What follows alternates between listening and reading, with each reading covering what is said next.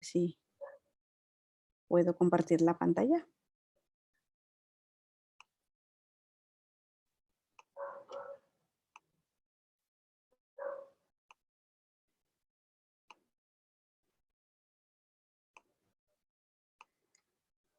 Bueno, hablar de infecciones respiratorias virales agudas en pediatría, pues no solo las virales, sino también todo el tipo de infecciones respiratorias, pues es confuso y un poco complicado, sobre todo en temporada invernal y en temporada de pandemia. Sabemos que los niños, los menores de 18 años, sobre todo los menores de 5 años, pueden llegar a presentar de 6 a 8 cuadros respiratorios durante cada año. Nosotros tenemos que saber que la mayoría de las infecciones respiratorias son de origen viral y tenemos una gran cantidad de asociaciones y de virus implicados. Los más comunes pues, son el virus sincitial respiratorio, los rinovirus, los adenovirus, los bocavirus, la gripe y la parainfluenza. Tenemos también emergencias o realmente hemos estado descubriendo que los metaepnovirus y los coronavirus también pueden ocasionarnos cuadros respiratorios. Estos agentes etiológicos más frecuentes son principalmente el virus sincitial respiratorio. Está caracterizado y se ha demostrado en diferentes estudios que es el más común o el más frecuente. Sin embargo, pues sabemos que también los parainfluenza del 1 al 4, los virus de la gripe A, B y C también se pueden ver involucrados y que desde el 2001 nosotros tenemos enfermedades emergentes, las cuales tenemos que tomar en cuenta como los metaepnovirus humano, que son 3 tipos. Tenemos la incidencia y la presentación de los SARS-CoV desde el 2002, no es algo nuevo, sin embargo, pues apenas hemos tenido una situación tan complicada como la del 2020 hacia acá, a la fecha. Los bocavirus humano tenemos 4, los nuevos coronavirus que emergieron en el 2004 y en el 2006, que son el 5 y el 6, el COP5 y el COP6. En el 2012 también en lo que son los países del Medio Oriente se encontró una variante capaz de producir una neumonía tan severa como una infección respiratoria aguda grave y se le denominó MERS-CoV. Y pues el 2019, pues que nos impacta, ¿no? Con el COVID-19. ¿Cuáles son las manifestaciones clínicas de las infecciones respiratorias, sobre todo las virales? Pues son muy variables. Si bien sabemos que las infecciones bacterianas o las neumonías bacterianas o los cuadros bacterianos, la mayoría de las veces van a estar prevenibles por vacunación, como es el caso del neumococo, para infecciones virales sí tenemos un reto muy importante, porque son muy variables. Pueden darnos una infección tan leve que puede manejarse de forma ambulatoria o tan grave que requiera una hospitalización y dependiendo de la complejidad y de la afección, pues es el grado de severidad pues, que va a manifestar mi paciente. Entonces, las premisas más importantes para pediátricos es que un solo agente, cualquiera de los que ya les mencioné, nos puede manifestar o producir cuadros clínicos distintos. Puede solo quedar en vía aérea superior o vía aérea inferior, una sintomatología leve o realmente ponerse muy grave. También es importante que sepamos que varios agentes nos pueden dar varios síndromes semejantes que no se pueden diferenciar clínicamente. Y vienen dos términos más importantes, causalidad y asociación. ¿Qué es causalidad? Es decir, no vamos a encontrar o vamos a tratar de buscar la causa de la infección viral. Prácticamente es indemostrable y yo tengo estos recuerdos cuando estaba en 10º de la carrera y el geriatra nos comentaba que en virología estábamos en pañales. Me acuerdo que impactó tanto lo que me dijo y dijo, cuando llega realmente una infección viral y una pandemia, nos va a agarrar pero de bajada. Y parecía que esto sucedió porque al final de cuentas nosotros pocas veces podemos tener formas de demostrar qué tipo de virus exactamente me está dando el cuadro respiratorio. Pero sí podemos hacer asociaciones, pues decir, puedo hacer un diagnóstico sindromático que generalmente se puede presentar en algunos pacientes con agentes virales, que vamos a ver realmente en este momento. Es importante dentro de los primeros 5 años también poner los extremos de la vida. Los niños menores de 2 años tienen una estadística muy importante en la que más del 50% pueden estar infectados por virus o tienen infecciones por virus sincitial respiratorio, por rinovirus en un 30% y los demás virus pues van a ir siendo graduales. Entonces no tenemos mucha estadística, sobre todo en México, porque les digo que la causalidad es muy complicada, ¿no? Poderla obtener. Pero estos pacientitos vamos a encontrar que van a manifestar cuadros que conocemos como bronquiolitis, como sibilancias recurrentes, como neumonías, laringitis, síndromes febriles o gripales o simplemente un cuadro catarral. Y a veces pues no lo podemos demostrar. Los mayores de 2 años van a tener manifestaciones como con infecciones causantes como rinovirus, adenovirus, el bocavirus y los virus sincitiales respiratorios van a ser menos frecuentes, como el virus de la gripa principalmente, pero no significa que esto sea una ley. ¿Cómo vamos a manifestar en mayores de 2 años?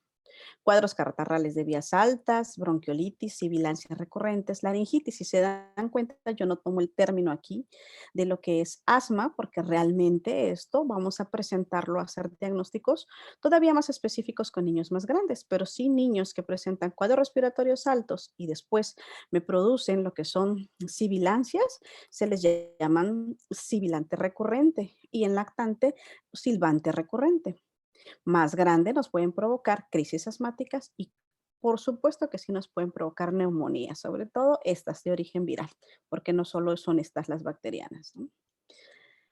Y aparte lo hacemos más complejo porque nos damos cuenta que los niños pueden infectarse con muchos virus y a la vez tener una infección viral y sobreinfectarse con una bacteria.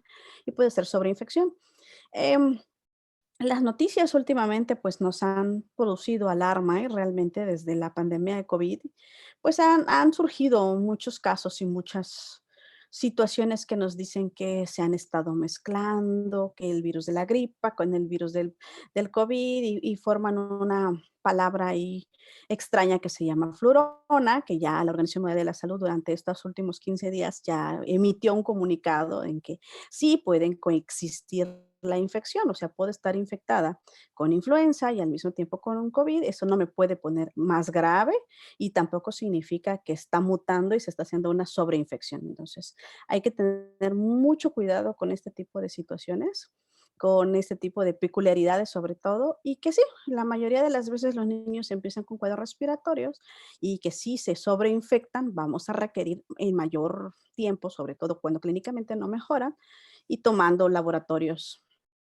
que nos van a apoyar, realmente ver si requiere un antibiótico para una sobreinfección. No damos antibióticos de primera instancia porque sabemos que las causas virales son hasta el 90% demostrables, ¿no?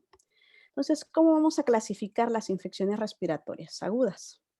Por el lugar de presentación. Y aquí les traigo algo que pues seguramente es muy práctico y si lo podemos poder relacionar, pues va a ser más práctico todavía, ¿no?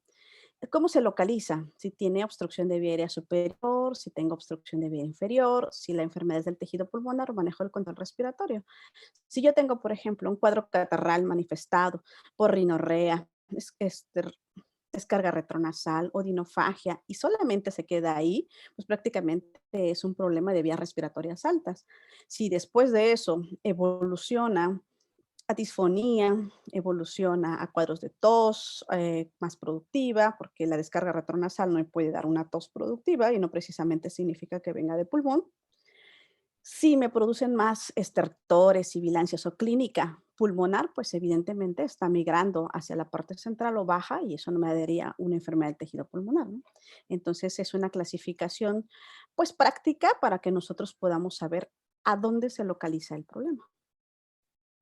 Esta de las características más comunes en la época en que los niños salen a pedir, pues prácticamente la calabacita, que es el traslacación del otoño con el invierno, nosotros los llamamos así porque la incidencia se dispara, ¿no?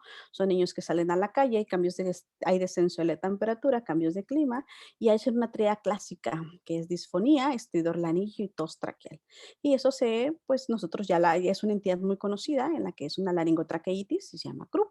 Y dependiendo de los datos de dificultad respiratoria, vamos a clasificar si son leves y se manejan ambulatorio o si son severas y requieren hospitalización, al menos para que el cuadro respiratorio pues mejore. Sobre todo la dificultad, que es lo que más provoca precisamente la angustia.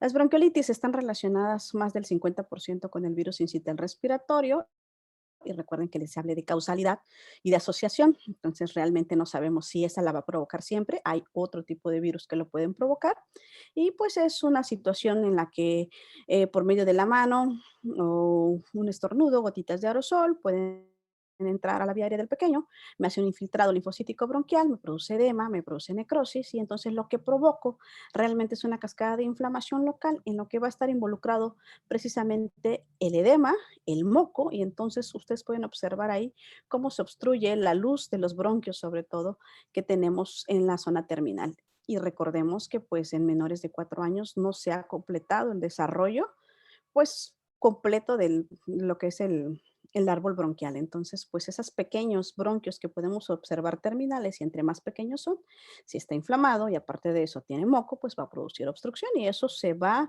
durante la clínica a manifestar con cuadros respiratorios, con dificultad o insuficiencia respiratoria y vamos a escuchar estertores o sibilancias. Es realmente lo que podemos encontrar en la mayoría de los pacientes que nos producen bronquiolitis.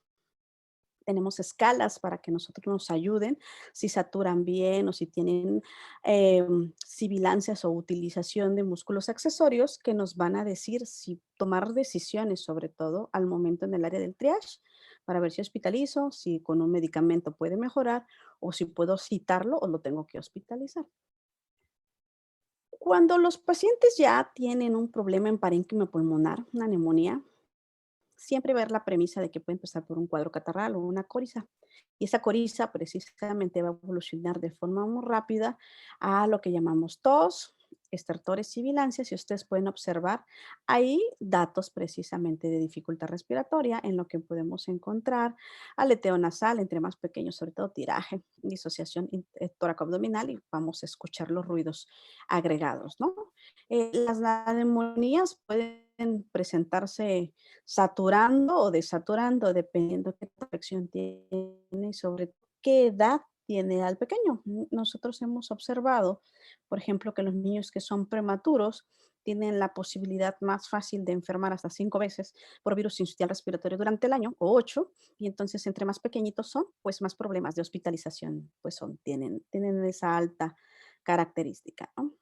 También tenemos que recordar que dentro de la fisiopatología de los estatus asmáticos, lo que podemos encontrar precisamente muy parecido a lo de la bronquiolitis, en donde hay edema, donde hay necrosis, hay inflamación y lo más importante o la característica clínica que más nos vamos a encontrar es que hay disminución de la luz, ese estrechamiento de la luz precisamente de los bronquios y ese ocupamiento de los alvéolos en lo que nos van a dar una de las manifestaciones clínicas más importantes. Si ese moco, aparte de que está atrapado, se sobreinfecta, entonces ahí ya tenemos la situación de la sobreinfección que al principio fue la causa viral y luego se vuelve bacteriana.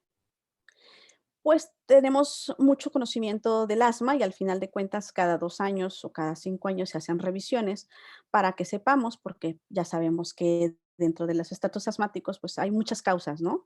Y de las más importantes son los inductores que pueden ser alergenos, sensibilizantes, polución o incluso las infecciones virales. Eso se ha demostrado que pacientes que son silbantes recurrentes o silbantes tempranos o ya niños mayores de 5 años que ya podemos diagnosticar como tal la característica de los pacientes asmáticos, una infección viral puede desencadenar precisamente un estatus asmático como tal.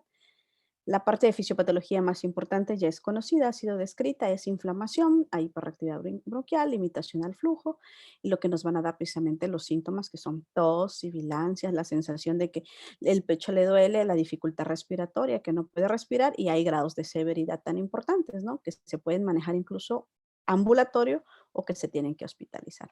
Pero al final de cuentas, en la etapa de entre los 2 y 5 años, que es la parte más importante, en donde las bronquiolitis se van a manifestar, es difícil poder hacer el diagnóstico entre un estatus asmático, un lactante silbante y una bronquiolitis. Por eso es importante ver más allá de tratar de saber cuál es la etiología, de cuál causa precisamente esta inflamación o esta infección, ¿no? Pues aquí tenemos la característica evolutiva de la inflamación del asma, cómo se va inflamando constantemente y con cada evento voy a producir más inflamación y eso me va a traducir a mayor estrechez de la luz como tal, en cada cuadro que no está controlable, ¿no? Bueno, y hablar de influenza, en la temporada de influenza, sabemos que es un virus descrito, que en el 2009 nos hizo un jaque, que es un Orthomyxoviridae, que tiene 3 tipos, A, B, C, que haciendo un poco y recordando un poco de historia, pues en el siglo XV decían que se relacionaba con la influenza o la influencia de la posición de las estrellas, y eso coincidía mucho con la temporada invernal, por lo tanto, pues el nombre prácticamente quedó como influenza, ¿no? Pues de la etiología, ¿qué sabemos de este virus? Pues es un virus de RNA, que hay 2 tipos, el A y B. Hay el H1, N1, H1N2, H3, se van combinando constantemente, que tuvimos un problema muy importante en el 2009, en la cual tuvimos realmente también una epidemia, al menos en territorio mexicano, y que del tipo B tenemos a Yaramata y a Victoria, que realmente sí se pueden encontrar y si no estamos solicitando constantemente, pues, las pruebas para la influenza, podemos hacer el diagnóstico, ¿no? La CDC, la Organización Mundial de la Salud, ellos de hecho tienen constantemente cada año, la clasificación y la toma de muestras para saber los serotipos que andan circulando, porque cada año se hace una combinación de este tipo de virus circulantes para que podamos obtener la vacuna y por eso cambia conforme va pasando cada año y por eso es tan importante que nos vacunemos anualmente, sobre todo nosotros que somos personal de salud. Entonces, sabemos que la tipo A es de los números más de los subtipos, pues es relacionado con el aviar y la porcina y que a veces se han combinado y nos ponen en jaque, que el tipo B y la tipo C y la A, los tres nos puede dar al ser humano y que constantemente se están vigilando y están en la alerta cuando hay gripe aviar y gripe porcina. Entonces, por eso les decía, es muy importante. ¿Qué es lo que tenemos que hacer? Las transmisiones, bueno, y aquí ya no apareció una parte donde venía que hay cambios que generalmente se hacen cada 2 a 5 años y otras que se hacen cada 10 años, más o menos se llaman los shift y los drift, es decir, la molécula del virus, el recubrimiento que va a tener van a ser algunos cambios tan importantes y son los tipos de combinaciones que vamos a estar mezclando, ¿no? El H1 con el N1, el H3 con N5 son los cambios que van a estar haciendo. Los más importantes se llevan cada 10 años y entonces a veces decimos, a ver, en estos 10 años que fue en el 2020, en el 2019, perdón, ¿con qué nos va a sorprender la influenza? Pero no, nos llegó otra sorpresa más importante. Los mecanismos de transmisión de la influenza es gotitas de saliva, los Fluger de 1 a 1,8 metros, un periodo de incubación de 1 a 7 días. Nos dan 2 tipos de enfermedades muy graves, que, pues, fue la parte de hacernos jaque en el 2009, que son las infecciones respiratorias agudas graves o IRAC, y las enfermedades tipo influenza, en las cuales nos van a dar un síndrome de dificultad respiratorio severo que afecta a cualquier edad, de niños hasta adultos, y las edades extremas siempre van a ser muy importantes. De hecho, muchas de las cosas que nosotros nos preparamos durante esa, epidemia se pudieron precisamente utilizar para la actual pandemia y que pues ha sido una de las bases más importantes para tratar de mitigar precisamente la infección y la pandemia por la que estamos atravesando. Dentro de las manifestaciones clínicas de las infecciones respiratorias son muy variables. Puede ser que puedan pasar asintomáticas, sintomáticas, leves, moderadas, severas. Puede ser que solo tengan un cuadro catarral o una coriza. Solo puedan dar fiebre y se acabó, 2, 3 días.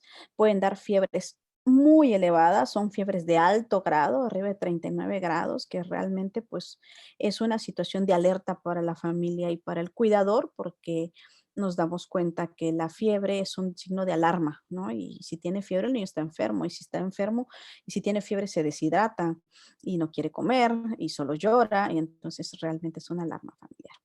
Pueden haber estornudos secuentes, odinofagia, puede haber incluso un poco de faringe hiperémica.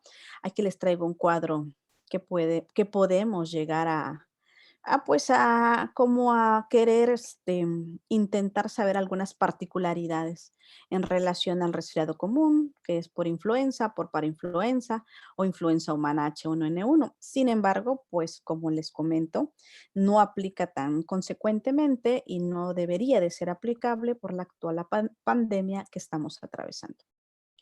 Y llegó. En el 2019 les traigo un pequeño relato de cómo nosotros hemos tenido historias de pandemias muy importantes incluso antes de Cristo, ¿no? Que tenemos los más importantes, pues las plagas de viruela o la peste bubónica, la muerte negra, la gripe española que nos puso en jaque, que nos puso de moda el utilizar un cubrebocas que pues en la época de 1918 pues traían prácticamente el cubrebocas en forma de pico como un pájaro a los médicos, pues a tratar y tenían eh, bolitas de tela o algodón con olores, porque realmente había tanta mortalidad que el olor era increíble y pensaban que por el olor nosotros nos transmitíamos o pudiéramos enfermar, ¿no? Fue uno de los vestigios más importantes por el actual uso del cubrebocas. Pues las tenemos otras pandemias de gripa que no han sido las únicas. Tenemos gripes asiáticas de 1957, de 1968 y así la porcina del 2009-2010 y así dengue, ébola, fiebre amarilla, VIH en 1981. Entonces, realmente estamos condenados a tropezar con la misma piedra y la historia se repite porque no ha cambiado mucho y eso se los traigo de la Sociedad Española de Médicos de Atención Primaria y realmente nos dicen pues de que a pesar de haber tenido tanta historia, tanta situación de mortandad, y que cuando se tiene que involucrar la mayor gran parte de la población, pues a veces ahí es nuestro talón de Aquiles, ¿no? Tratar de que las masas podamos o puedan llegar a tener un comportamiento para disminuir como tal lo que es la continuidad de la pandemia. Y pues no son pandemias que duren poco tiempo, si ustedes se dan cuenta, son a veces incluso años, y entonces se pueden volver a repetir. Y estamos, como todo ser humano, condenados a repetir y tropezar con la misma piedra, como dice la canción.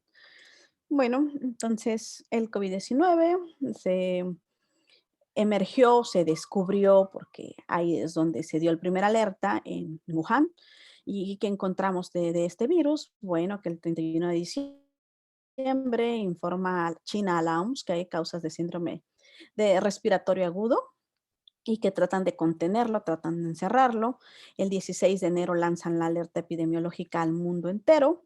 El 30 de enero, la OMS declara emergencia de salud pública internacional, siendo hasta el 11 de marzo que declara la Organización Mundial de Salud un estado de pandemia en el cual estamos involucrados y que vamos a entrar a distintas fases, ¿no? Y la verdad es que son situaciones muy complicadas porque no sabemos mucho de la enfermedad, sabemos que es altamente contagiosa, que puede tener un alto índice de mortalidad, que puede ponernos y nos puso prácticamente en jaque. Y bueno, ¿qué tan contagioso o qué tanta muerte nos produce realmente el COVID, ¿no? Y aquí les pongo una tabla comparativa que me encantó, que está la CDC, ustedes la pueden encontrar, se actualiza constantemente cada mes o cada que haya una situación de arrojo de tiempos. Creo que la última era de octubre y esta fue apenas voy a encontrar la fecha por ahí, creo que es de finales de noviembre, noviembre y principios de diciembre. Entonces podemos encontrar que el grado de infección que nosotros podemos encontrar que altamente contagiosa, pues nos la marcan entre 1.5 hasta 3, o sea, realmente es muy fácil de contagiar, pero el índice de mortalidad puede llegar a ser un poco bajo. Hay que tener mucho cuidado con este tipo de situaciones porque no a todos podemos hacerle pruebas, no todos podemos llegar a la causalidad de la infección como tal, pero por asociación epidemiológica podemos decir pues que prácticamente puede ser COVID, ¿no? Entonces, podemos encontrar en esta tabla de comparación como el ébola tiene una mortalidad muy alta, hasta el 50% es altamente contagioso. El MERS-CoV también, el virus de la gripa, y nosotros nos encontramos un poquito más abajo, ¿no? Hasta donde quedaron, entre el 3 a 6% de mortalidad, que es una tasa de mortalidad que tenemos y no es baja. Aún así, comparado con la gran población en la que tenemos, pues la podemos manejar dentro de todas estas que mencionamos acá como leve. Bueno, ¿qué tipo de enfermedad nos provoca? La mayoría de las veces es leve, hasta un 80.9%, se siente como severa, se los juro. La severa en 13.8%. ¿Y crítica, realmente 4.7%. Siempre hay edades más extremas pues hasta en el 2020 nosotros pensábamos que las personas más afectadas y que las que tenían más riesgo de mortalidad, y así ha sido, y de hecho así permanece con todo lo que ha habido, que es mucho, mucho, mucho que ya tenemos de información de COVID, que las edades extremas, sobre todo arriba de los 60 años, son las personas que pueden tener más mortalidad y que sí se ha encontrado, ¿no? Que existen condiciones especiales que nos pueden ayudar a tener una situación de mortalidad más elevada cuando alguien enferma o se infecta por COVID, como las enfermedades cardiovasculares, las enfermedades crónicas que son terribles y que en México es una pandemia completa y que realmente pensamos que nos iba a ir peor. Yo la verdad pensaba que nos iba a ir peor en mortalidad y no es que estemos muy abajo, ¿verdad? Pero realmente con la diabetes, con presión alta, con obesidad, pues es algo muy complicado. Y tenemos la tablita de comparación en la que nos dice la mortalidad puede estar afectados muy baja, probabilidades menos del 1% si no existen condiciones de, que nos puedan ayudar a complicar la enfermedad. Pero si sumamos y vamos juntando los cuadritos, entre más condiciones tengo, por ejemplo, si tengo una condición, eleva el 25% la mortalidad. Si tengo 2 condiciones, el 26%, y si tengo 3 o más, pues 48%, ¿no? De riesgo de mortalidad. Entonces, realmente, pues sí es preocupante. Y como enferman todos al mismo tiempo, es lo que lleva al la época más importante y que miedo Mande. nos dio a todos, creo yo que el pico más alto de la mortalidad es entre mayo y junio, precisamente. En esta parte más importante ustedes podemos observar, esta es mortalidad del Observatorio Demográfico de Latinoamérica y podemos observar en una línea del tiempo. La parte más importante es inicio de la pandemia, mayo, junio, julio, agosto, pero vamos, aquí está México hasta abajo, no sé si lo pueden ustedes observar, en la línea 3, en la parte de en medio, hasta abajo tenemos mayo, junio, julio, agosto, los picos más altos y obviamente tenemos picos que suben y bajan dependiendo de las olas en las que estamos. Estamos actualmente en la cuarta ola. Pero ¿qué pasa para pediatría? Encierran a los niños, confinan a los niños sanos, porque creen que pueden tener, por la movilidad tan importante, pueden ser incluso como el transporte que pueden llegar a los adultos mayores para contagiarlos por COVID y que tenerlos encerrados, por ejemplo, en un salón de clases o una escuela puede tener alta transmisibilidad, alto riesgo de contagio, van los niños asintomáticos a casa y enferman todos, ¿no? Y entonces pues empiezan a fallecer las personas con comorbilidad y los adultos mayores. ¿Qué encontramos? La Asociación Mexicana de Pediatría nos dice que pues la evidencia es que puede ser menor en los niños. No significa que no enfermen, pero la mortalidad es más baja. Se pueden presentar en todas las edades, incluyendo recién nacidos, incluso se pueden contagiar dentro del útero o contagiarse en la primera semana o en los siguientes días de vida después del nacimiento. La mortalidad es, como les comentaba, entre 3 a 5%, pero para pediatría puede llegar a ser menor. No hay en sí una estadística completa, hay muchas series en China, Italia sobre todo, Reino Unido, que tienen mucho de las situaciones de hacer estudios precisamente para saber qué tanto les puede llegar a afectar a los niños, porque en el 2020 o en el 2019, por ahí de junio, las sociedades pediátricas empezaron a avisar de todo el mundo que habían un tipo de manifestación que pudiera ser muy severo en niños, que a lo mejor no la pulmonar como es en el adulto, pero sí otro tipo de manifestaciones que se puedan llegar a hacer y que entonces realmente sí puede enfermar a los pacientes, ¿no? Las series son bajas, son menos de 100 muertos, 200 muertos, la mayoría tiene relaciones con comorbilidad, pero aún así, pues son situaciones que como por ejemplo no han tenido como un acuerdo internacional para saber si los vacunamos o no los vacunamos, pues el riesgo todavía es muy alto. Actualmente tenemos vacunación en México en mayores de 12 años, faltan los niños más pequeños, que se ha visto y se ha descrito por cuadros parecidos y sobre todo por esta nueva variante que es la Omicron, que es más de a más alta contagiabilidad, pues de que sí se pueden enfermar, ¿no? Y que son cuadros respiratorios que nos provocan y enferma la familia completa. Y si uno se hace la prueba y sale positivo, pues es lógico que todos están contagiados. Entonces, La OMS ha sido también muy, muy importante en remarcar que la mortalidad por COVID, a pesar hay muchas variaciones de las estimaciones de las cifras, que pueden ser engañosas, que pueden ser que en Estados Unidos, por la gran cantidad de habitantes que tiene, pues la mortalidad es más alta. Sabemos que Brasil, la India, África, dependiendo de los países, pues puede llegar a ser más alta y eso tiene que ver también, pues con su situación de salud, su tema que pueda tener, más le apuestan a veces al control de prevención y pues, por ejemplo, los países más desarrollados pues tienen unidades de terapia intensiva y sobre todo la situación económica para desarrollar tanto vacuna como programas que nos puedan apoyar realmente pues a salvar más vidas. Pero aún así demostraron y se demostró que el colapso total de los sistemas de salud pues se dio a nivel mundial. Entonces, estas son estimaciones, la historia se está escribiendo, todavía no podemos dar por hecho nada, sin embargo, ya hay muchas cosas que podemos explicar y que traté de hacerles un pequeño resumen, ¿no? Entonces, este SARS-CoV-2 es una persona infectada, puede ser asintomática hasta 7 días y tener la posibilidad de infectar a las personas aún siendo portadora por medio de la exhalación, cuando habla, cuando tose, cuando estornude, por medio de gotitas, y esto es aéreo completamente, la transmisión por aerosoles.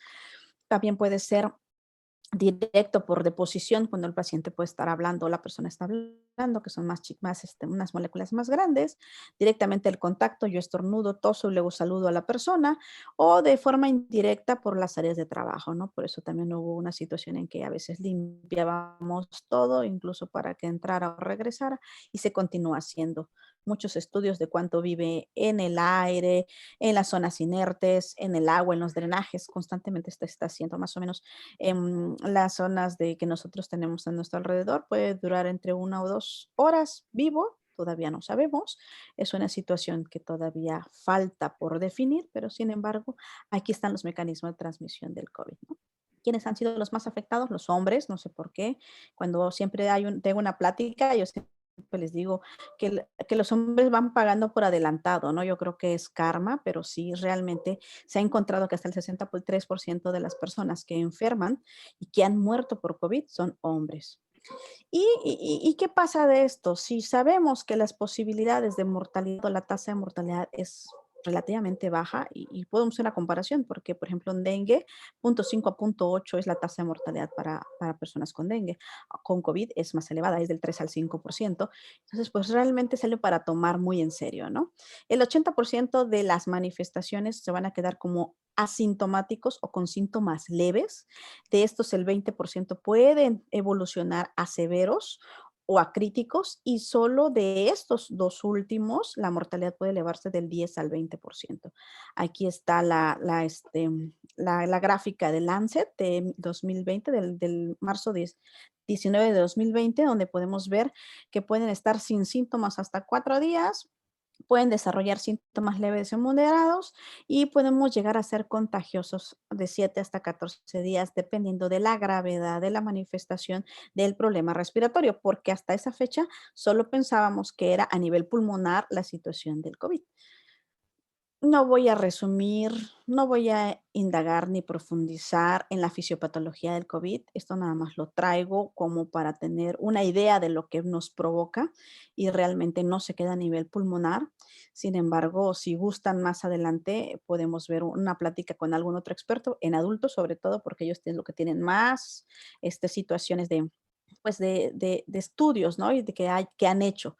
En pacientes pediátricos que tenemos COVID, transmisión fecal oral, respiratoria por gotas, entra al pulmón, va a buscar precisamente a un receptor para poder entrar dentro de la célula por medio de sus espículas, a los que son la enzima convertidora de angiotensina, que están y que se encuentran mayormente en los neumocitos tipos del pulmón. Sin embargo, también tenemos receptores en el cerebro, en el corazón, en el hígado, en el riñón, en la vasculatura, realmente presentaciones tan complicadas como nos ha tocado en pediatría, ahí en el Hospital Gómez Maza, niños con crisis convulsivas y encefalitis asociados cuando hacemos ya la prueba por COVID. No hacen manifestaciones respiratorias, pueden llegar a ser manifestaciones meramente gastrointestinales, por eso es muy variable, por eso les digo que hasta donde sabíamos el año pasado, ahora realmente ha sido una brecha muy grande, porque sabemos que no se queda en un solo lugar y las manifestaciones pues pueden ser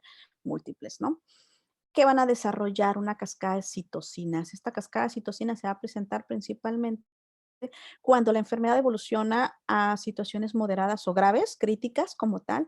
Y sí, ya podemos decir que encontramos unas situaciones que están en desarrollo precisamente antivirales y otro tipo de medicamentos que nos van a poder ayudar a que estos anticuerpos se puedan empezar a bloquear, estos receptores se puedan empezar a bloquear, pero realmente la cascada de inflamación, de esa cascada de citocinas es una situación de mucho respeto, es una situación que no sabemos a quién nos va a poner muy grave, es una situación en que no sabemos qué nos va a desarrollar y hacia dónde nos va a desarrollar, ¿no? Los fenotipos clínicos de COVID-19 ya los podemos nombrar, y aquí está la literatura donde ustedes pueden precisamente buscar y hay 5 tipos de manifestaciones clínicas del COVID.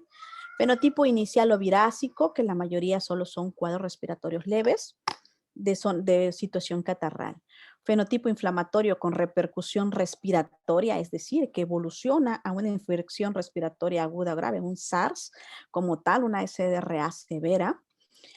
Algún tipo de fenotipo hipercoagulativo o trombótico que nos puede llevar a hacer lo que son tromboembolias pulmonares o tromboembolias profundas como tal, y que la mayoría de las veces nunca van solitarios, ¿no? La mayoría de las veces siempre se combinan. Para nuestra situación muy particular en pediatría y para todos los pediatras a nivel mundial, es el fenotipo con inflamación cutánea y vascular, en la que nos dan manifestaciones cutáneas y vasculares que son un poquito más prolongadas, es decir, después de la infección aguda de 3 semanas hasta 3 meses, en la que nos van a producir vasculitis y nos van a producir enfermedades relacionadas o comúnmente asociadas, como es una enfermedad que se llama enfermedad de Kawasaki, se ha presentado hasta adultos jóvenes de 19 años y que realmente puede tener manifestaciones que van desde un choque séptico parecido, hasta situaciones como son lesiones a nivel de la coronaria, ¿no? Y entonces son situaciones que nos dejan ya con situación cardíaca de por vida a ese paciente pediátrico.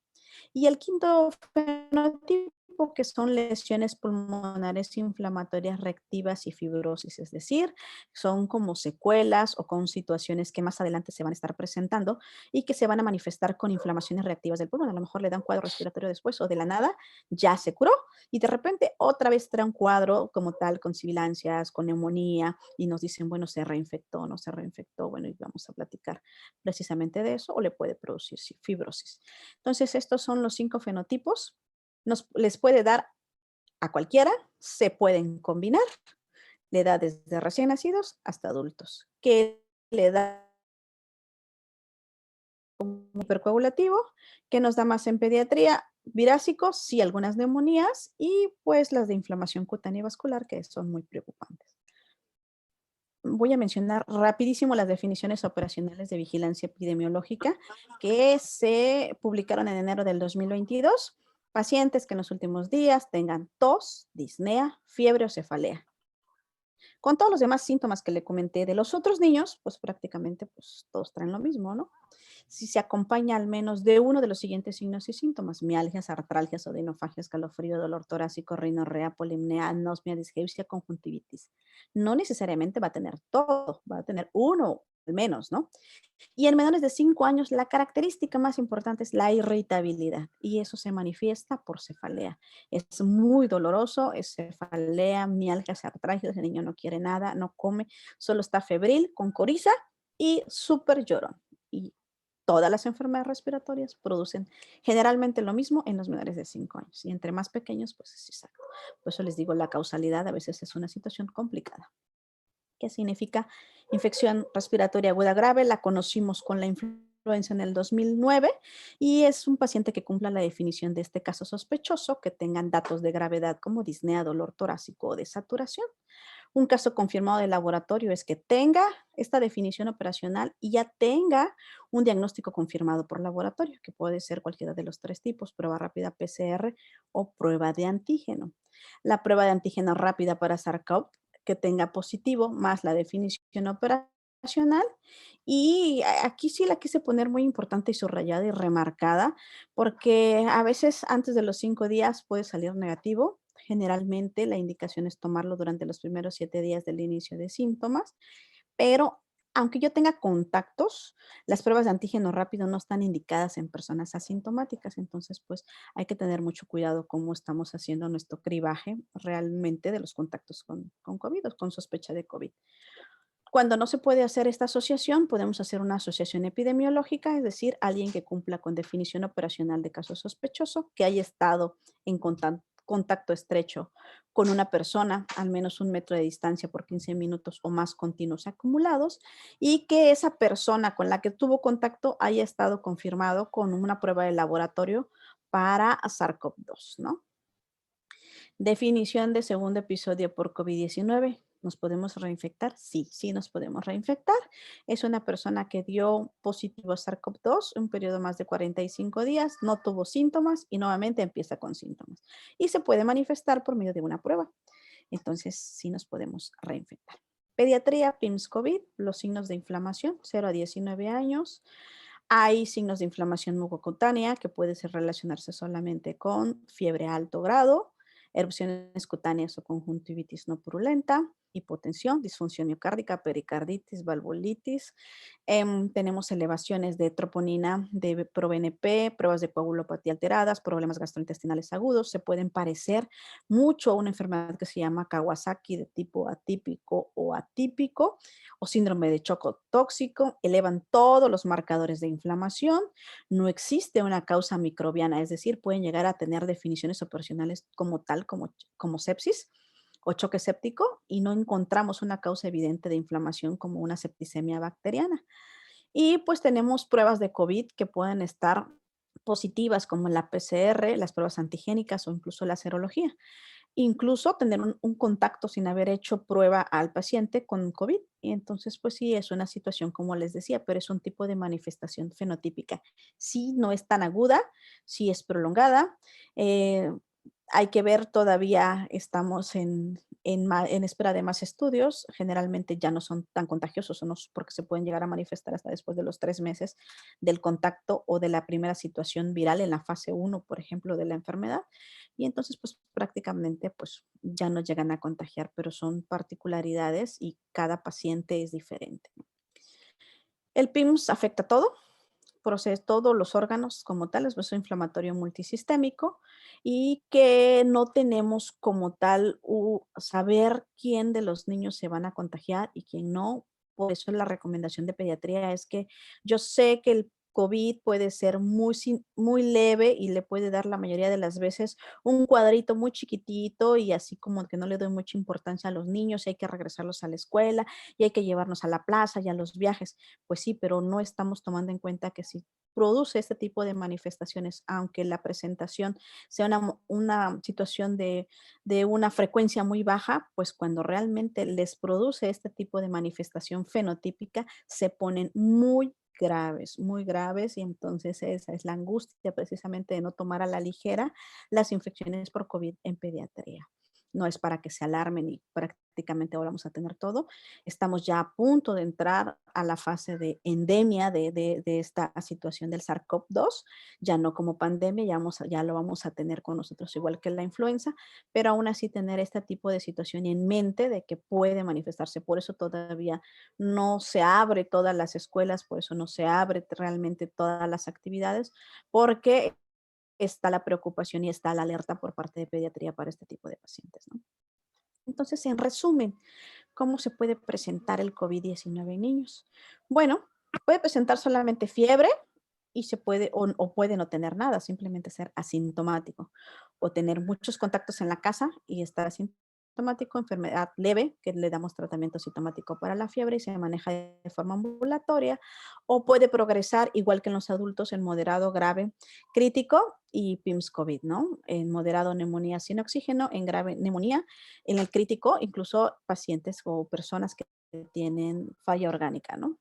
Y van a requerir cuidados de paciente críticamente enfermo. Si en PIMS COVID igual pueden tener manifestaciones tipo Kawasaki o de choque como tal. Y las pacientes que tienen moderados, graves, críticos y PIMS, pues se tienen que hospitalizar y hacer diagnósticos diferenciales en área de hospitalización.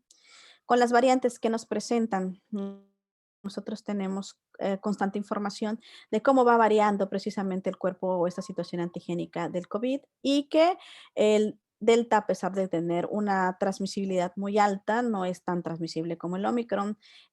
Son los nombramientos que se dieron por la Organización Mundial de la Salud y el Grupo Técnico Asesor de Evolución Viral de la OMS para que puedan seguirse este tipo de manifestaciones o de variantes que pueden ser variantes de interés, como el lambda, y variantes de preocupación, como es el Omicron. Y pues estamos en cuarta ola, ¿no? Que es con Omicron como tal.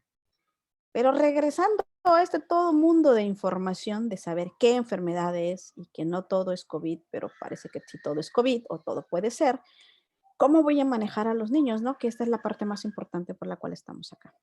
Bueno, pues el diagnóstico podemos hacerlo clínico. Recordemos que el 80% de las personas van a enfermar de forma leve o asintomática y que la fase febril vamos a tener es inespecífica, que es indistinguible de cualquier tipo de infección viral que existe o bacteriana, pero es de alarma del familiar y cuidador porque nos produce una alerta por tener fiebres de alto grado, ¿no? Y que los niños entre 2 y 5 años pueden llegar a tener crisis convulsivas febriles. Por eso es tan importante no perder el enfoque de que independientemente de las causas que yo considere que pueden estar teniendo, lo más importante es manejar y dar el tratamiento, pues, de lo sintomático, en este caso es la fiebre como tal. Tenemos que tener muy en cuenta y buscar acuiciosamente los datos de alarma, como son fiebre alta y dificultad para respirar. En pediatría todo tenemos diferentes grupos etarios y por lo tanto las frecuencias respiratorias y las frecuencias cardíacas van a ir variando. Podemos tener usos clínicos de los datos de dificultad respiratoria, como son los músculos accesorios, los aleteos nasales, la saturación, un niño que rechaza la vía oral, que está irritable o que no está consciente o que presenta convulsiones, es un dato de alarma, ¿no? Y no tenemos que perder esa gravedad, esa situación de estabilidad en el paciente. Recordemos que los factores de riesgo han sido ampliamente mencionados, son edades extremas, enfermedades crónicas, los niños también pueden tener enfermedades crónicas de base, hay embarazo de adolescentes, exposición laboral como en caso de nosotros y que nosotros podemos incluso llevar ese tipo de infecciones dentro de casa si no tomamos las precauciones. Y pues esta otra pandemia que no hemos comentado mucho, pero que es de mucha importancia y que tenemos el primer lugar en Latinoamérica, que se llama obesidad. Es una situación de proceso inflamatorio constante, que pues aquí la situación y la regla es que si no está gordito, no está sanito, ¿no? Y como que le falta comer más y pobrecito, ¿no? Entonces, eso es una situación que perpetúa precisamente el proceso de hacer una comorbilidad y es una comorbilidad tan importante que pues a veces estamos condenando prácticamente a los niños a que en edades adultas muy tempranas pueden llegar a tener enfermedades crónicas pues terribles como la diabetes, el síndrome, la hipertensión arterial o cuando combinamos todos estos síndromes, ¿no? De resistencia a insulina. Entonces, sí, realmente es otro tema que tenemos que tener muy importante y es parte de nuestras valoraciones y hemos visto que los niños que se ponen más graves en todas las enfermedades, y vuelvo a meter dengue, niños obesos, ¿no? ¿A quién de los niños con cuadro respiratorio voy a hospitalizar? Tenemos criterios mayores y tenemos criterios menores. La mayoría de las veces siempre nos va a normar la conducta y la estabilidad. Y la otra parte es que yo lo vea muy mal. Entonces, generalmente el niño luce mal. Necesita que le ponga yo suero porque no come. Necesita que le ponga oxígeno porque se desatura. Y son niños muy extremos, niños de 2 meses los tenemos que hospitalizar. Independientemente de todo lo demás, la Organización Mundial de la Salud, la recomendación en los menores de 2 años, de 2 meses, son hospitalizarlos si tienen problemas respiratorios. La presencia de apneas, dejen de respirar, es una de las causas de ingreso a terapia intensiva pediátrica, principalmente el antecedentes de prematurez, antecedentes de cardiopatías, de ventilaciones mecánicas en periodos neonatales, displasias broncopulmonar o inmunodeficiencia que puede ser adquirida, como el VIH-Sida, como cáncer, principalmente tratamiento del cáncer, o inmunodeficiencia que viene precisamente de nacimiento, ¿no? Que hay situaciones muy particularidades también para solicitar y buscar. Dentro de los términos de hospitalización que yo encuentre en la radiografía, un infiltrado radiográfico que me llame la atención y sea menor de un año, lo hospitalizo. Persistencia de datos de dificultad respiratoria a través de haberle dado un broncodilatador o que está silbando recurrentemente, lo hospitalizo. Es de noche, vive lejos, tengo poca confianza con el manejo del familiar, como que no me entendió, tiene que tomar un camión solamente una vez a las 5 de la mañana, entonces lo tengo que dejar hospitalizado. No pongo el control de citarlo todos los días porque vive a 8 horas de aquí y pues que el hospital más cerca le queda 3 horas caminando. Entonces, a esos pacientes los hospitalizo. No olvidemos que nosotros nos basamos mucho en evaluaciones importantes, como son lo que nos maneja y que nos enseña el PALS, buscando los signos de problema respiratoria, y tenemos que buscar triángulo de evaluación inicial, buscar problemas que ponen en potencial peligro la vida, y precisamente en las evaluaciones iniciales y las evaluaciones primarias nosotros podemos encontrar si el paciente realmente está estable o inestable o lo tengo que ingresar. Entonces, no perder esas evaluaciones, el A, B, C, D, E, para que nosotros podamos mantener la estabilidad del paciente una vez que ya ingresó, ¿no? Cuando nosotros tenemos pacientes con dificultad respiratoria, podemos ocupar esta tablita precisamente que nos habla de que hay afección ya pulmonar, que ya hay neumonía y podemos que le escucha y se queja al respirar y decimos, ¿no? Como diría mi maestra, se aleja, si hay datos de tiraje intercostal, si se ven cómo se marcan las costillas, si hay disociación tóraco-abdominal, a mayor punto de eso. ¿Y cómo voy a saber qué pasó de la dificultad a la insuficiencia respiratoria? Con el paciente ya está o el paciente tiene deterioro neurológico, ese niño ya tiene insuficiencia respiratoria y voy a requerir precisamente manejos más avanzados de apoyo respiratorio como tal. Recordemos que los valores de saturación que debemos de marcar en un paciente pediátrico es arriba del 94%. Si está por debajo de eso, 93 en algún tipo de literaturas, pues hay que ingresarlo porque ya hay una alteración de la ventilación perfusión y si lo dejo avanzar, el niño se va a poner más grave todavía.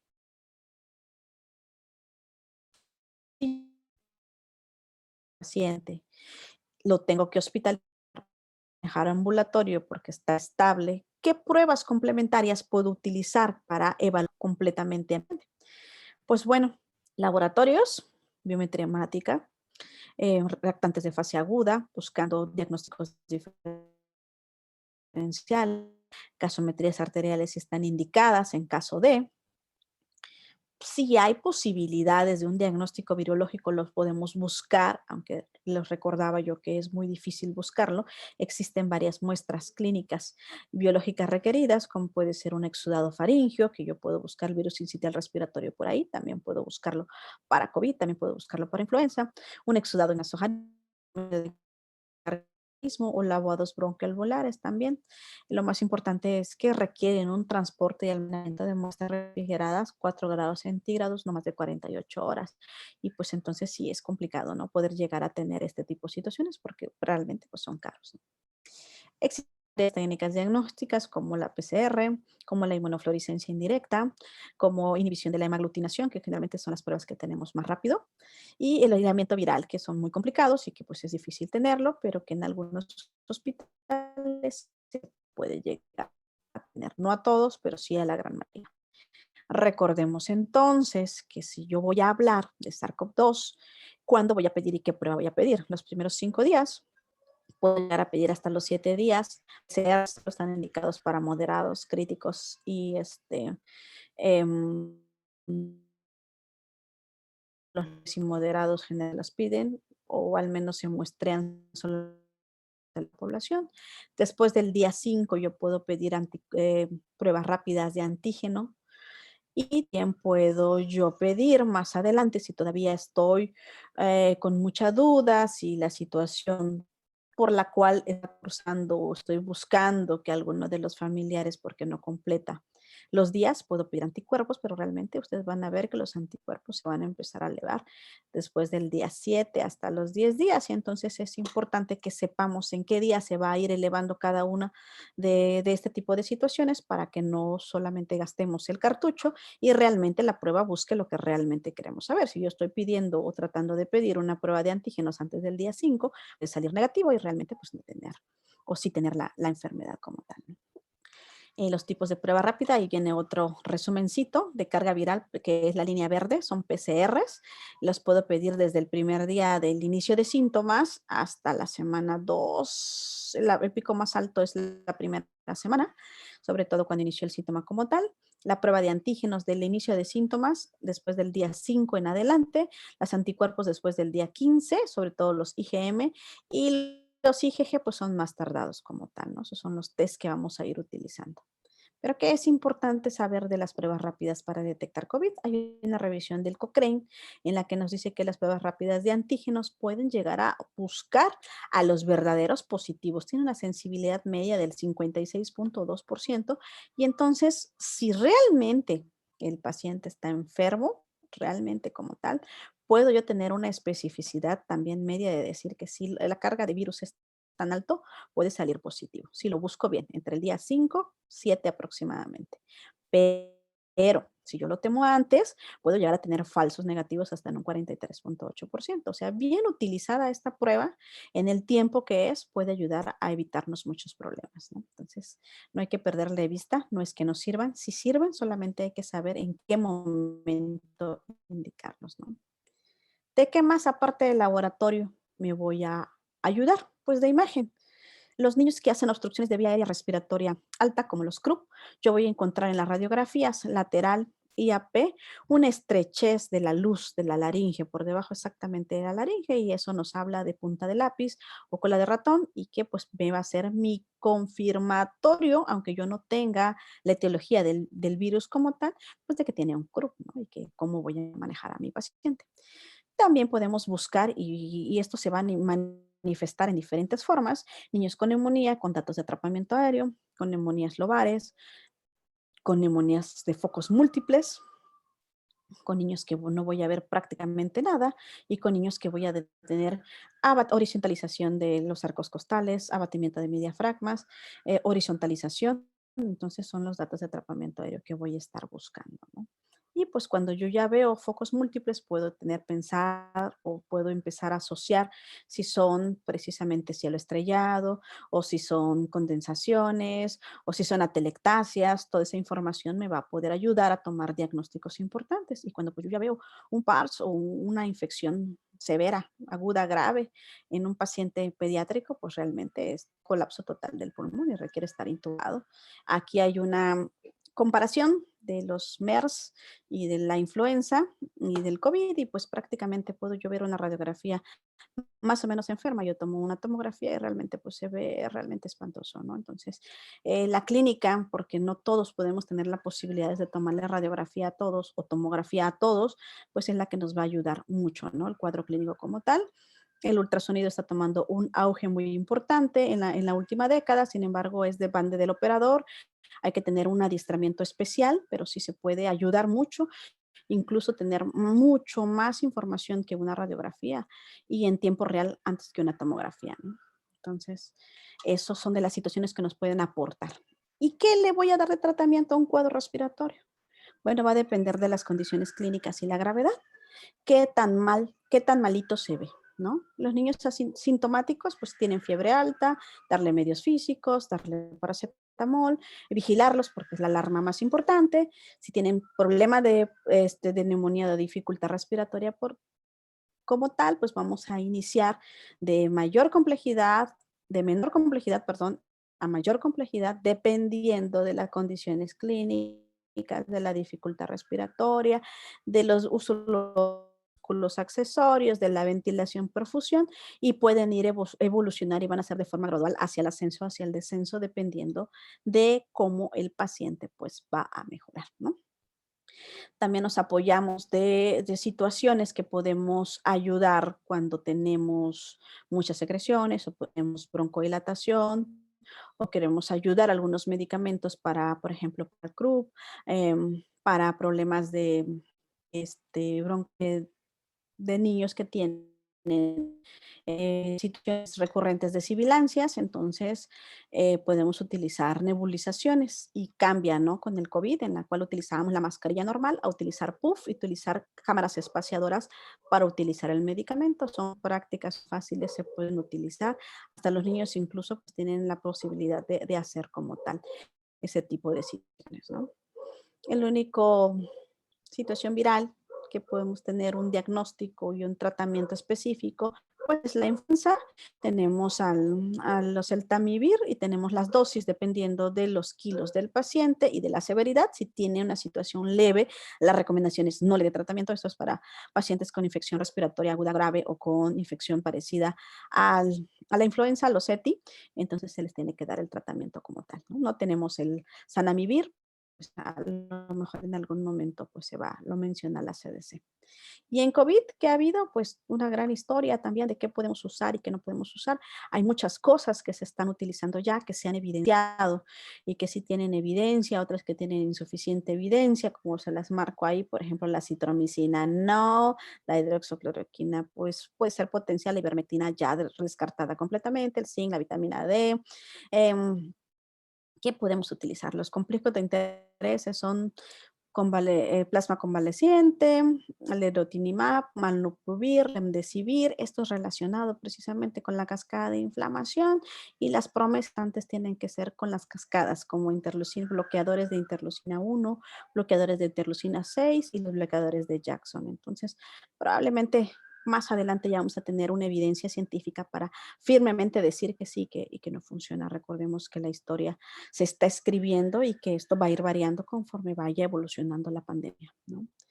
Pero entonces, ¿qué vamos a hacer con los niños? Pues lo más importante es la prevención.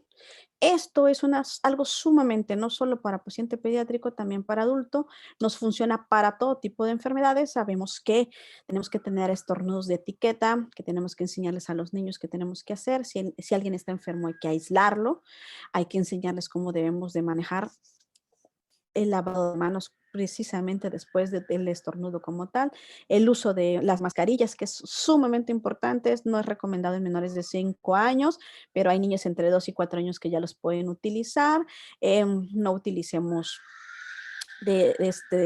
como tal, de mascarillas que son de algodón o que son de tela, porque prácticamente pues no nos cubren para nada, pero a veces es lo único que hay, ¿no? Pero como trabajadores de la salud, pues tenemos la obligación de decir exactamente qué es lo que se puede utilizar y qué no.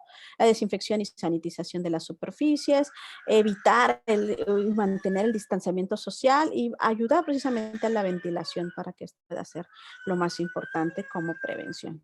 Recordemos que nuestras reglas están cambiando y que pues ahora y es muy complicado, ¿no?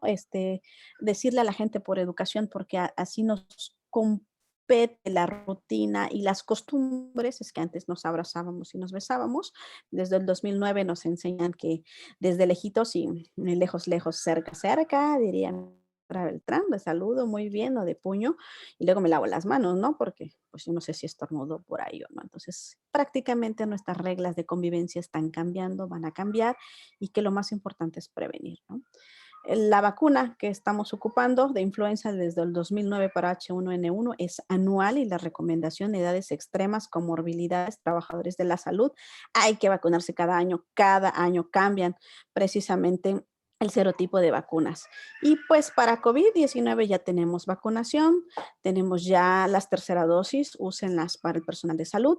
Existen varios tipos de vacunas, los tipos de base que utilizan ARM, hasta digamos en la tercera dosis, las eficacias que pueden llegar a tener y entre obviamente más nos vacunemos y más gente nos vacunemos, pues la situación pues va a ir mejorando, ¿no? Aquí están las vacunas autorizadas en México.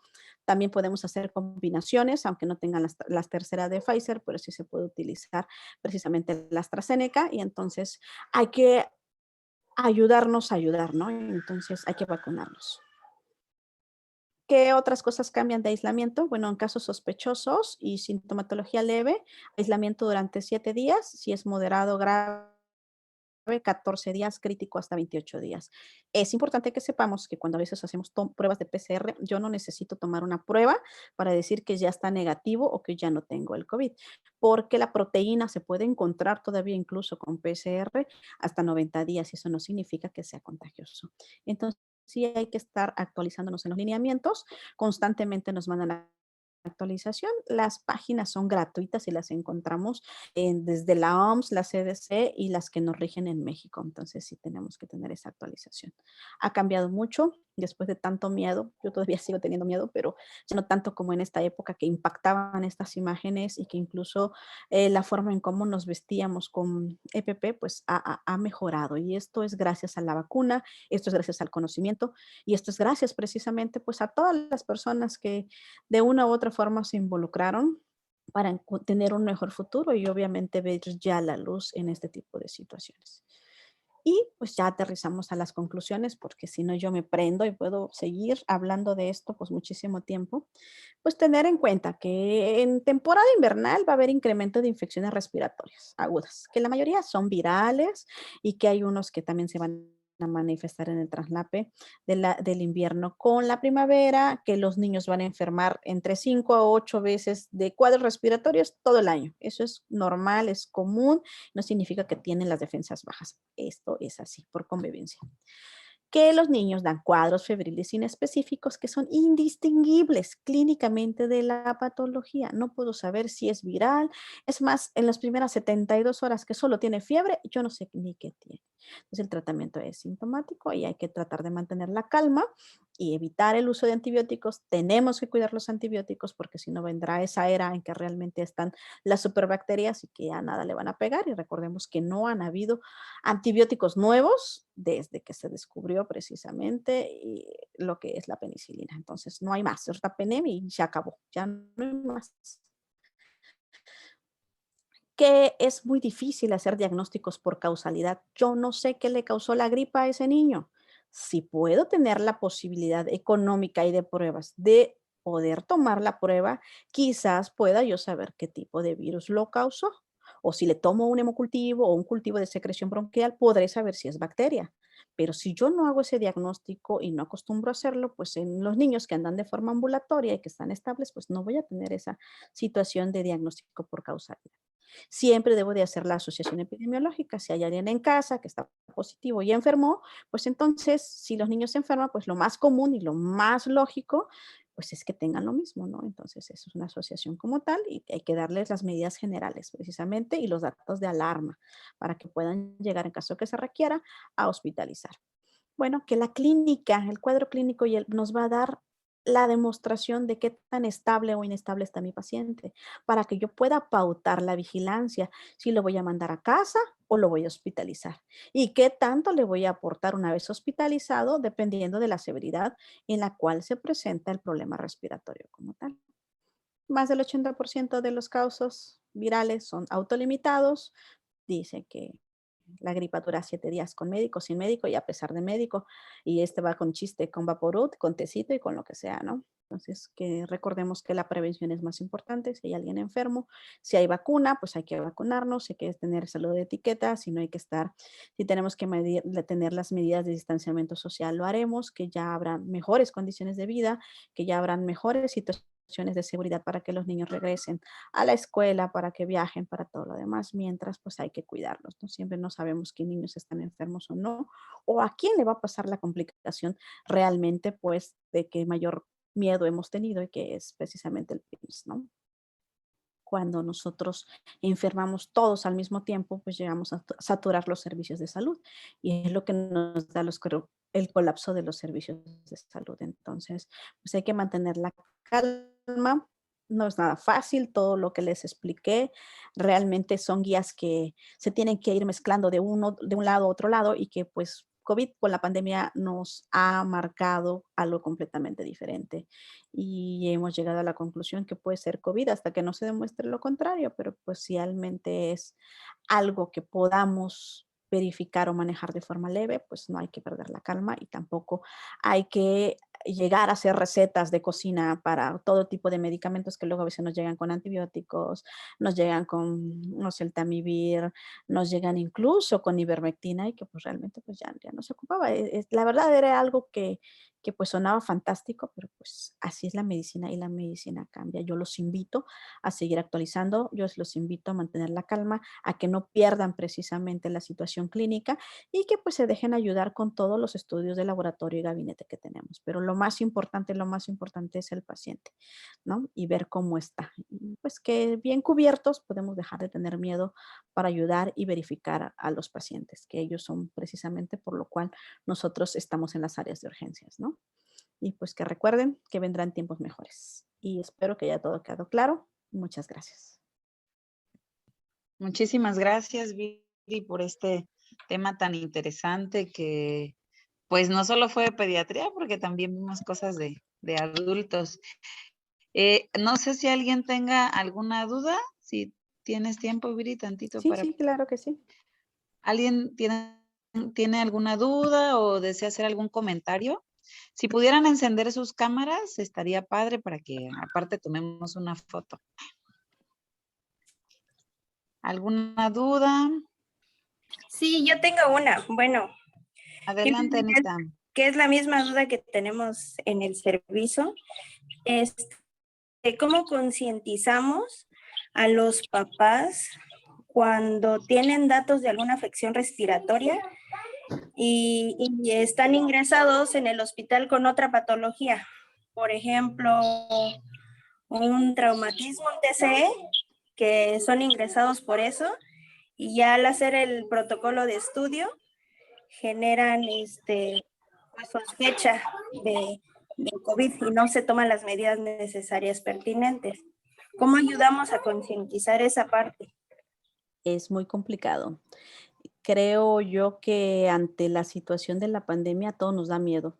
A todos nos dio miedo los papás cuando no están o no estamos realmente regulados para concientizar de que cualquiera puede tener el virus y que cualquiera puede tenerlo incluso asintomático y que a lo mejor cuando tuvo el accidente pues ya estaba contagiado, pero no lo sabía. Y cuando llegó al hospital, algo pasó. Y no significa que en el hospital se contagió, porque luego, pues ese tipo de situaciones son las que pasan y con la que más conflicto nos da.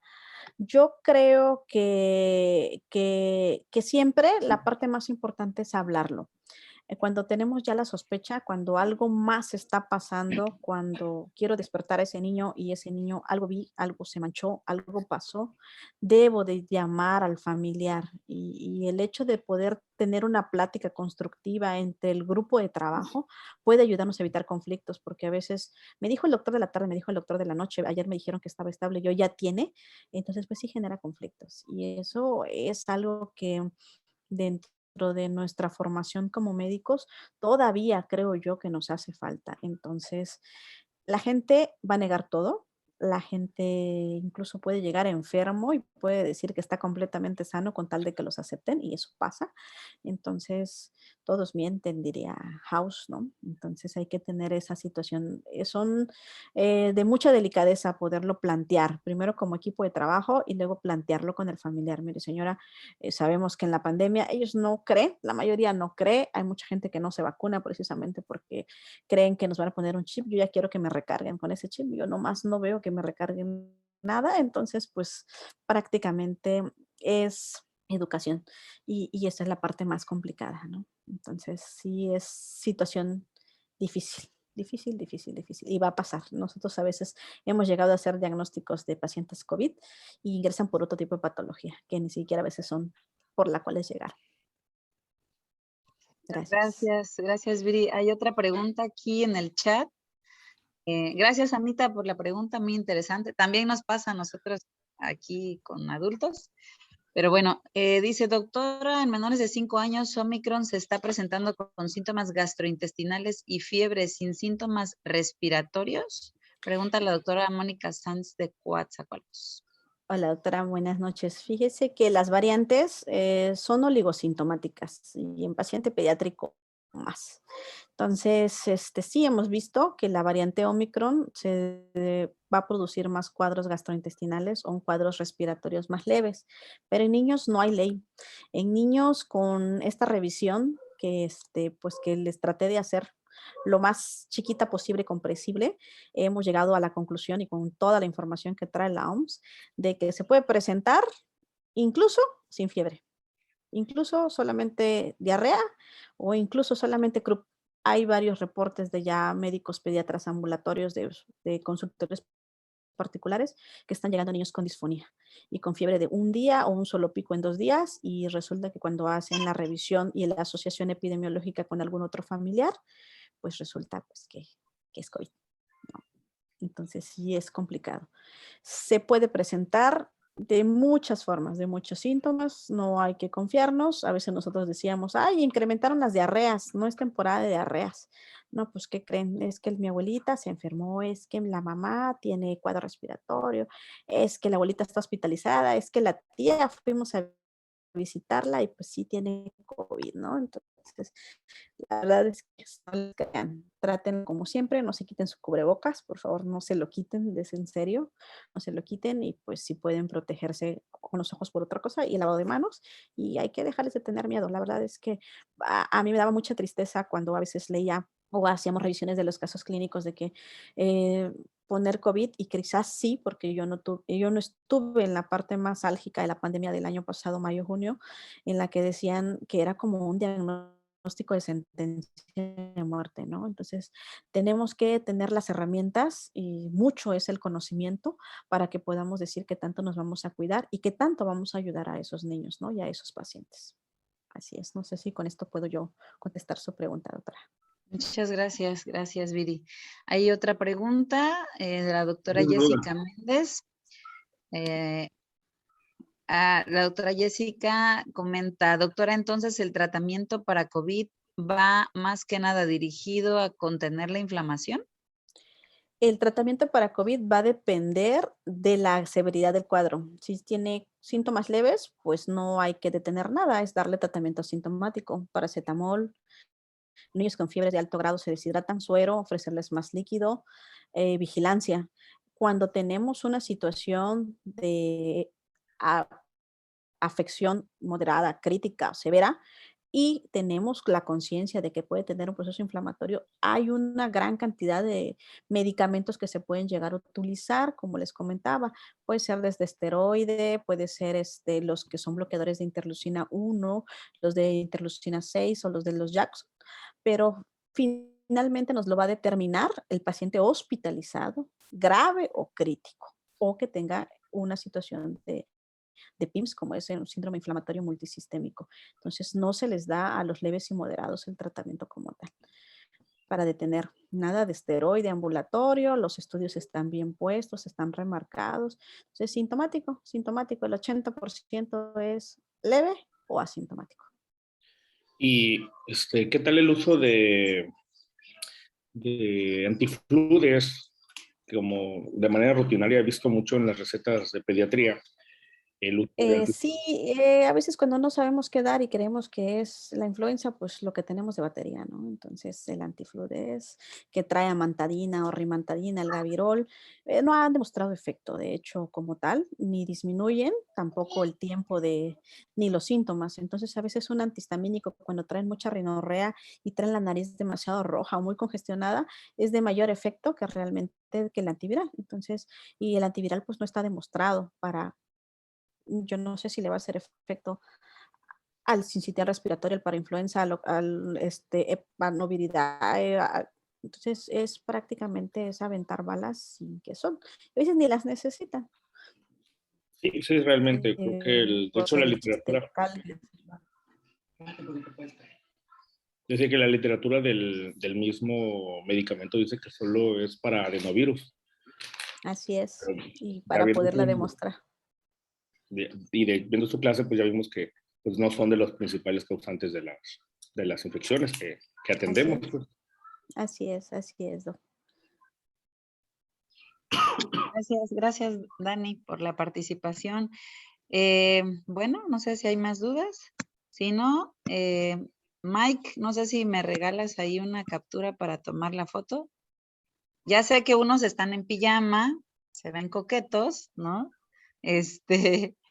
Pero estaría bonito que tomáramos captura con las caritas. Si están en pijama, acérquense hacia la cámara. Mike, ¿estás ahí? Sí, doctora, ahorita la tomamos. Pon tu cámara, pues, Mike, pon el ejemplo. Isela, ¿estás ahí? Doctora Hola, Viri, ¿podría dejar de Cintia. compartir para que se aprecien Claro que sí. A los ver, iconos de las cámaras? sí. Entonces, dejo de compartir, permítame. Sirve que así veo a Ya. personas que no veía. Mira, ahí está Emma. Hola, Emma. Anita. Iraís. Paul, Gerardo. Wendy. Omar, Nolasco, Priscila, Jesús, Paola, Lázaro. Veo a varios que no. Hola, Mike. Hola, ¿qué Guadalupe, tal? Gerardo. Bueno, tú nos dices, Mike, cuando la vayas a tomar para que sonriamos. Vente, hasta para acá, Alan. Tengo compañía por aquí. Ya no me crean que estoy contigo. ¿Quién no te cree? Mike, avísanos pues para sonreír. Mike. Voy a hacer dos porque no salen todos en una sola. ¿Sale? Ah, bueno, Ahí va la primera. sale.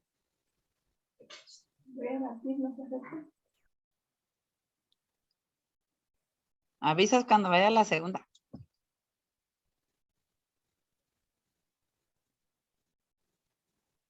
Ok, ¿Ya, ahí va la Mike? segunda, ahí va la segunda. Ah, ok. Nada más que en la segunda hay muy poquitos con la cámara. Bueno, ya quedó. Ya, muchas gracias.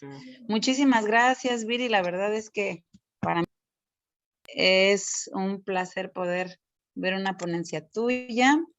Por ahí, si hubiera alguna otra pediatra, no sé, neonatóloga, morenita, de Que se llama lentes, Iraís. que se llama Iraís.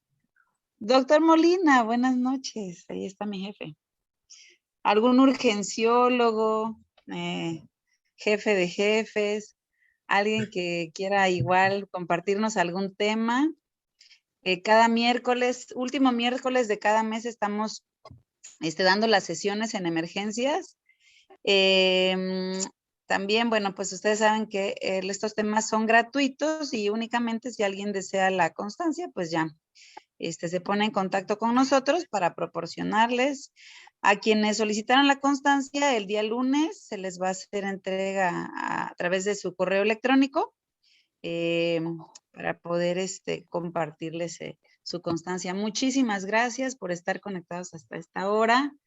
Les deseo una bonita noche y me da mucho gusto verlos a todos. Un abrazo fuerte. Saludos. Lejos, lejos, cerca, cerca. Cuídense. Besos. Gracias. Bye. Bye. Gracias. Dios.